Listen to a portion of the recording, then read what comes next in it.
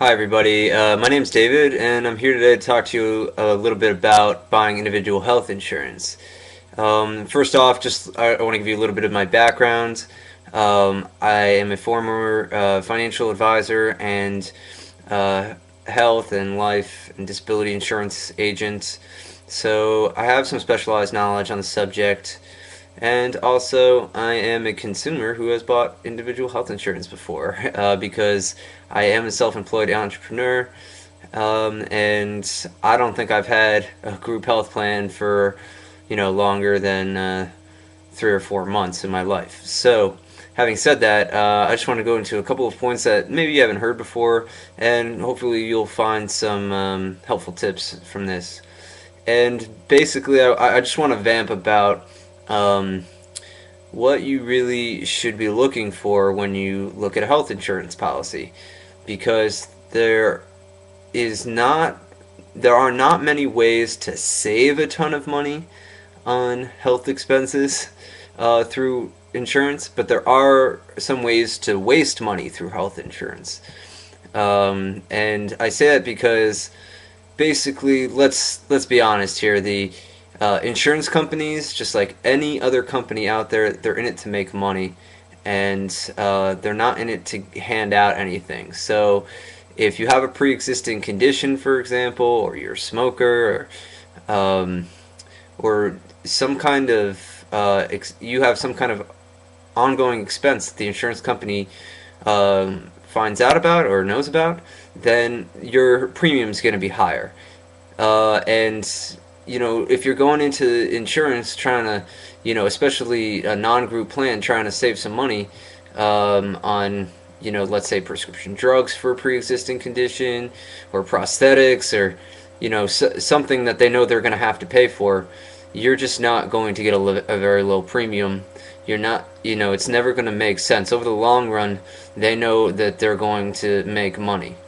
So my suggestion for people who want to save the most money, and let's just go with that for now, save the most money, is to use these insurance plans as a backup for an emergency. Okay, you slip on a patch of ice and you break your leg, and the surgery is $25,000.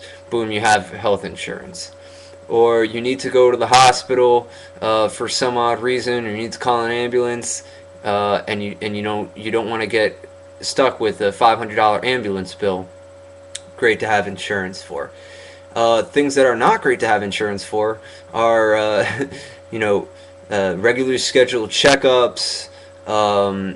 You know things where the insurance company is going to know how often you're going to go, so they're going to build that into your premium. For example, if you went to the doctor twice a year and your copay was $20, then you would really only be spending $40 a year for your copays. However, if you are spending an extra $200 or $300 a year on insurance premiums just to keep those copays low, then it's not really going to make sense. Now, a lot of the times you will be able to get a $20 copay or a low copay along with a low insurance premium, for your monthly bill, but honestly, the copays are not really the thing that hikes up the price. The thing that hikes up the price the most is really like the added benefits. If you're going, sometimes you'll see on an insurance policy, you get 20 visits to a psychiatrist per year, and they're going to pay 75%. Now, if you're not going to a psychiatrist, then you really don't need to be paying for that, because that's just going to hike your premium. Also, the other things that really bring up the cost are obviously the deductible and the co-insurance. So the thing is that you need to strike a balance between what you think you will be able to pay out in an emergency, and how much you really want to pay out if if you're willing to pay a little bit extra monthly. So, for example, you could get a deductible of $10,000 or $5,000, and it will lower your monthly a lot. But if you don't have $5,000 or $10,000 or access to that money, you're never really going to be able to cash in on that insurance claim. And if you have, let's say, a 50% or 30% co-insurance, then you get an expensive operation, and you're going to end up either owing the hospital a whole ton of money or not really getting good care. So it's really important that you strike a balance between what your monthly premium, what you can afford in your monthly premium, and what you can afford if there was an emergency.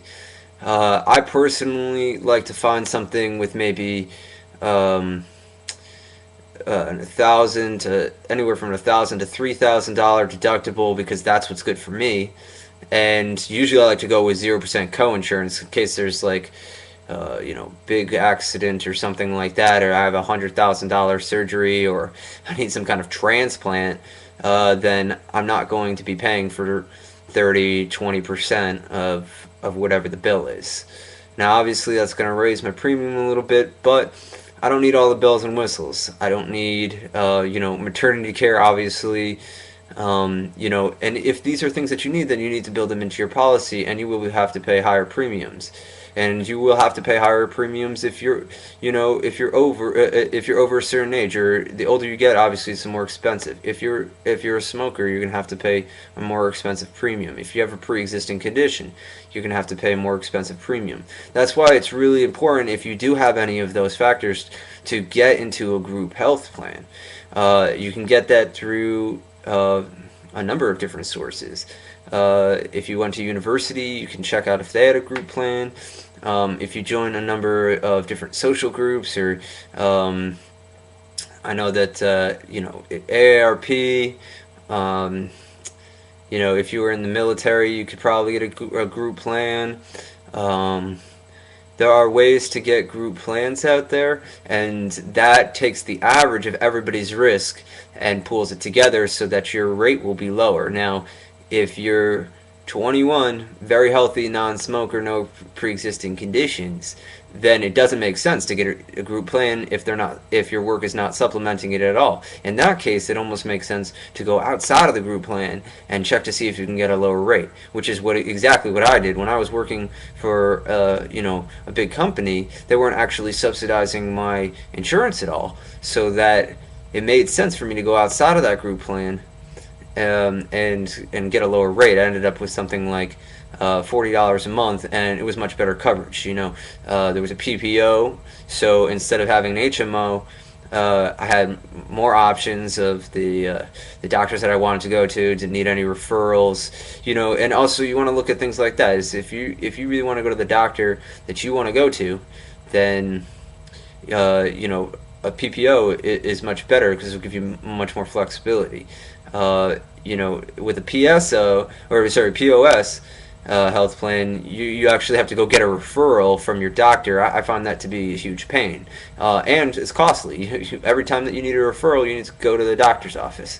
So I find that PPOs can sometimes actually be cheaper in the long run if you don't need a referral. So these are some of the things to take into account. Check out some of my other posts, some of my other videos. I go a little bit more in depth into this stuff.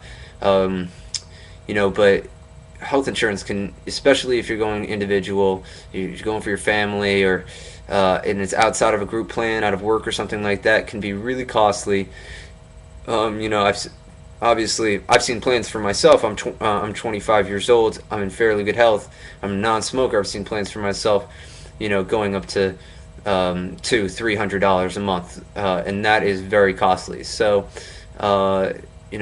hopefully these tips will help you keep down the cost a little bit, and maybe if you compound it with some of the other things that I talk about, then you'll be able to get a affordable insurance policy. And I recommend eHealth Insurance. They really have the cheapest rates out there and the best comparisons. Good luck on your search, and I'll see you on buyingindividualhealthinsurancetips.com. Bye bye.